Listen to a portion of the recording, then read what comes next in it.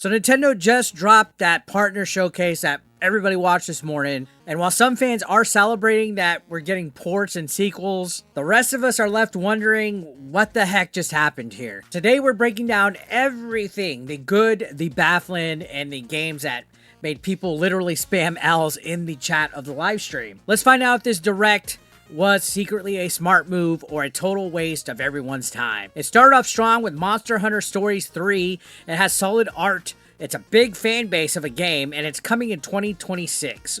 Cool. I mean, I kind of predicted that. I made a tweet saying, oh, we're going to see something Monster Hunter. It's almost a given. And it seems like we get a new Monster Hunter game like every 6 to 9 months. I've played a few of them. I'm not the world's biggest fan, but I know there's a fan base on the Switch. And, of course, the Switch 2 is dying for a Monster Hunter game. For me, okay, Capcom, way to go. Show yourself on the Switch 2. They've already had some other games that they're supporting on there, like Street Fighter 6 and stuff, but it's a game key card. And I can't fuck with that. If I'm being completely honest, digitally, yes, but I'm not going to buy a game key card for a game that's physical. Either way, yeah, okay, cool. Monster Hunter, I kind of saw that coming already. That doesn't wow me enough. It doesn't wow me enough, but it's there. And then after that, things got kind of weird. We have a brand new Katamari game.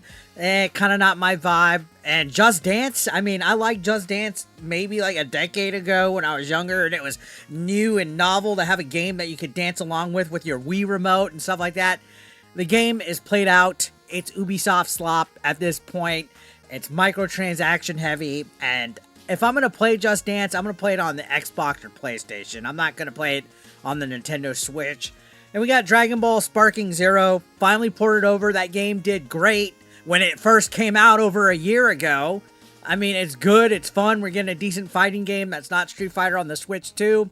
But it all felt like filler right here, guys. Like, Nintendo basically had a bullseye with a whole bunch of games on it, and they threw darts at it to see which games they stuck on, and whatever the darts landed on, they went with it. And I get it. You need third-party support. You need games on there for people to buy. But these are all games that we could play elsewhere. We could play Dragon Ball on a better console or a platform, right?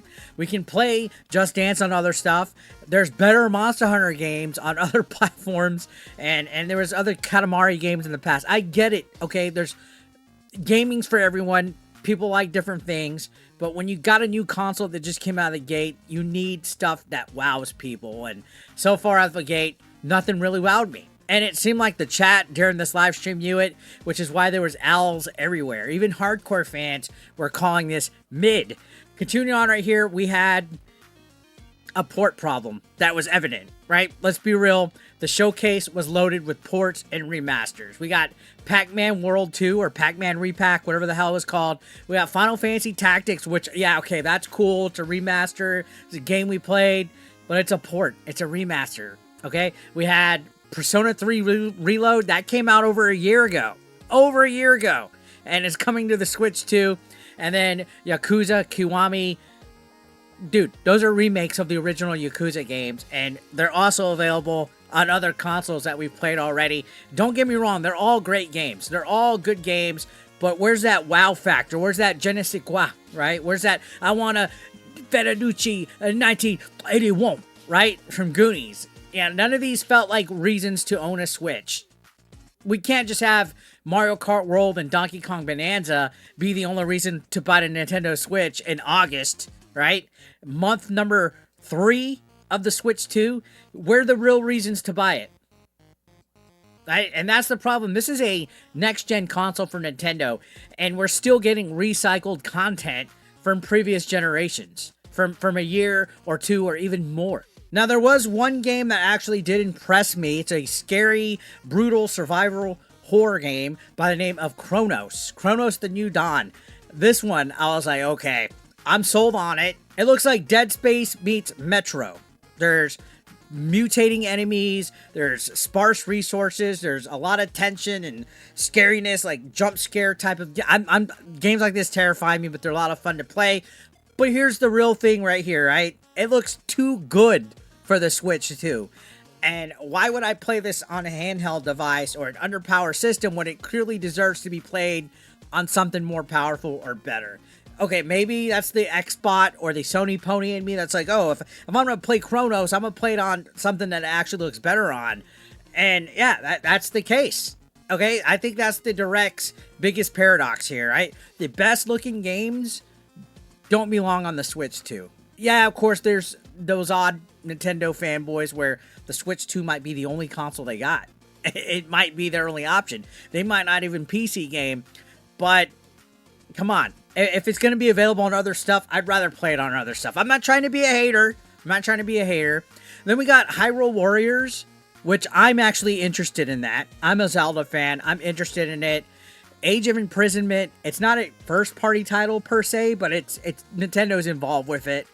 And it was a 40-second teaser. We didn't even see a release date here. It still says just winter. Winter 2025. What's up with that? Why aren't we getting that? And no gameplay, really. Just cinematic stuff, nothing. I hope we get some kind of dedicated direct to this, because now it's being revealed that this will be a canon story to Tears of the Kingdom. It's being considered canon. It's weird, because, like, the Hyrule Warrior games, some of them weren't considered canon. They were considered, like, alternate universes, and then now this one's canon. So I'm interested in it.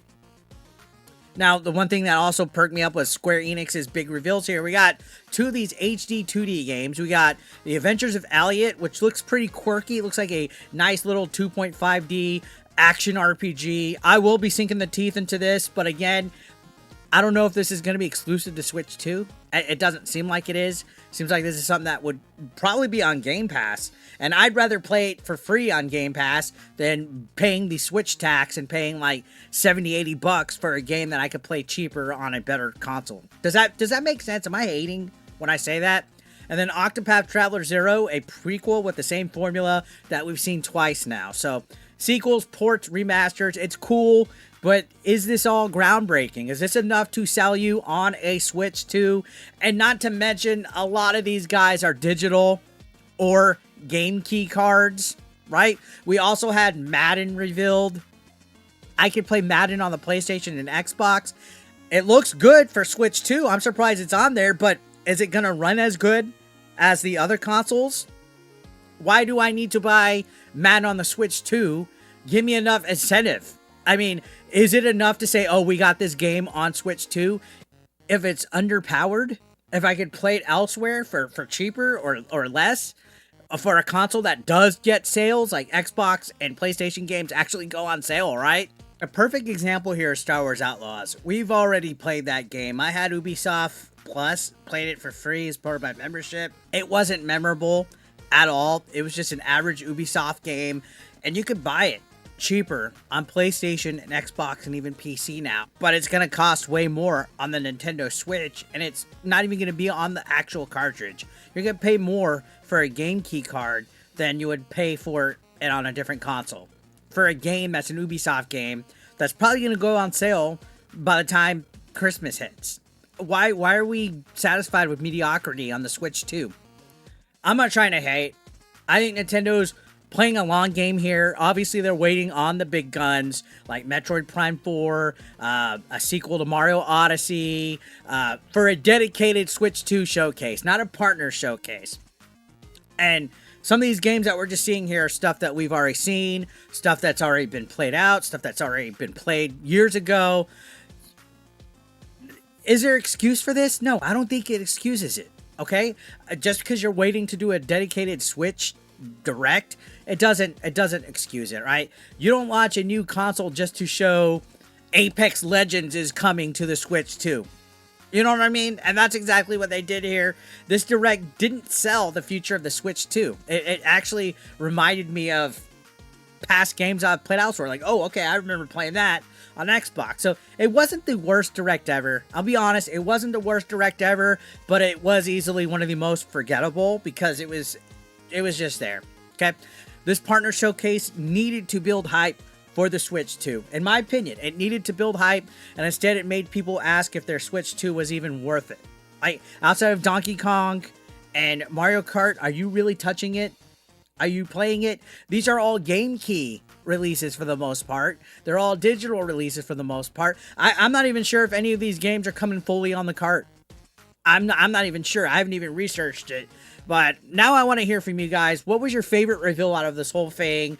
Was this direct actually better than it looked to like my little brown eye, or was it a total L from the top to bottom? I need to know your thoughts in the comments. Make sure you hit that like button if you want Nintendo to actually bring the heat next time, and subscribe for more breakdowns, deep dives, reviews, brutally honest takes on everything gaming and more.